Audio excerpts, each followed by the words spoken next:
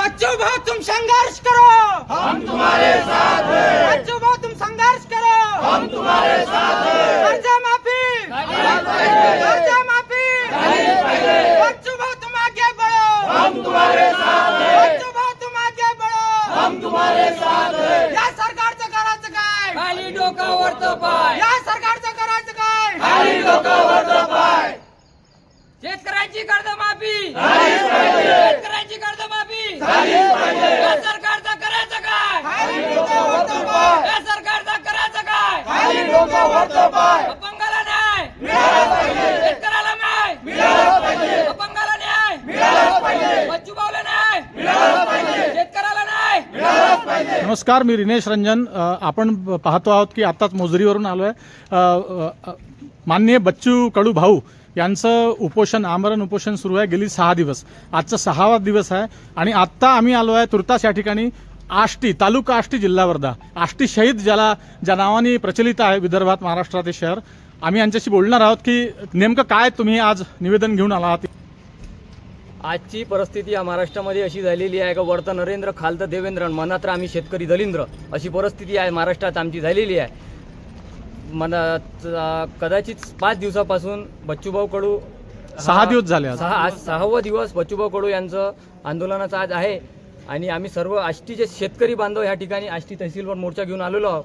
आणि आमचं एवढंच म्हणणं आहे का लवकरात लवकर बच्चूभाऊ कडू यांच्या आंदोलनाला आम्ही लवकरात लवकर तुमचा पाठिंबा आहे. आमचा आज या ठिकाणी पाठिंबा आम्ही दिला आहे. आणि आमचा महाराष्ट्र सरकारची एवढंच निवेदन आहे की त्यांच्या आंदोलनाला लवकरात लवकर मार्ग लावावा. आणि आमच्या शेतकऱ्यांचं तुम्ही जे सांगितलं होतं 2024च्या विधानसभेच्या निवडणुकीमध्ये का आम्ही प्रत्येक कास्तकारांचा सातबारा कोरा करू, आज आम्ही फक्त देवेंद्र फडणवीस ह्या महाराष्ट्र राज्याचे मुख्यमंत्री यांना जे एक पत्रकार परिषदेमध्ये सांगितलं होतं का बा आमची जर महायुतीचं गव्हर्नमेंट ह्या सरकार महाराष्ट्रात जर आलं तर आम्ही प्रत्येक कास्तकाराचा सातबारा कोरा कोरा कोरा 3 वेळा टिबल इंजनचं सरकार ह्या महाराष्ट्रामध्ये आहे.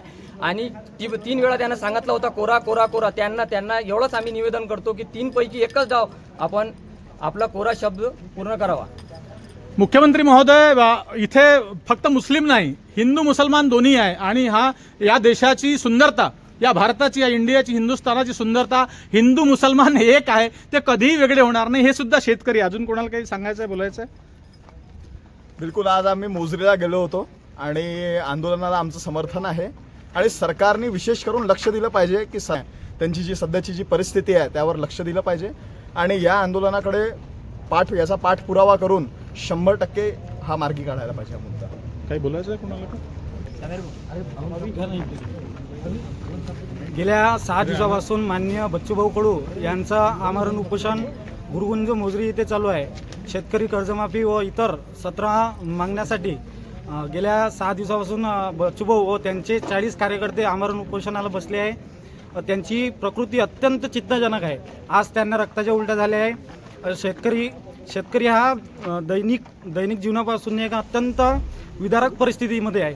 त्यांना न्याय मिळण्यासाठी आमचे बच्चूभाऊ, वंदनीय बच्चूभाऊ कडू हे शेतकऱ्यांचे नेते गेल्या 6 दिवसापासून मरणाच्या दारामध्ये उभे आहे.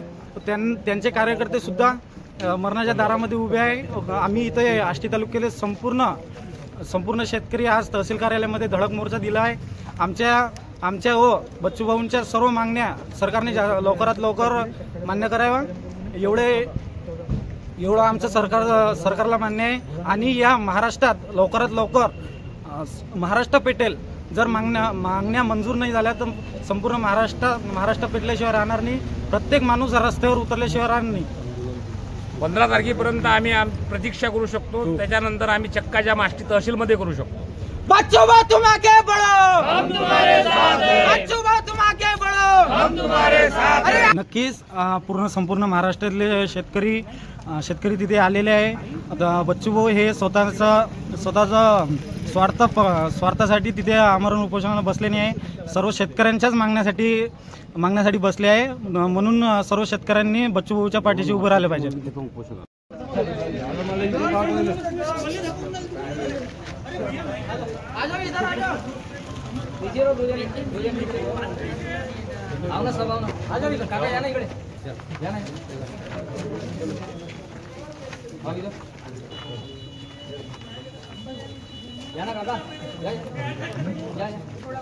या काकाजी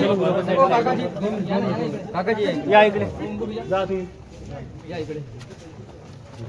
आष्टी तहसीलदार आदरणीय हंसा मॅडम मोहने यांच्याकडे हे निवेदन दिलं आहे शेतकऱ्यांनी आष्टी परिसरातील. आपण बघतो आहोत.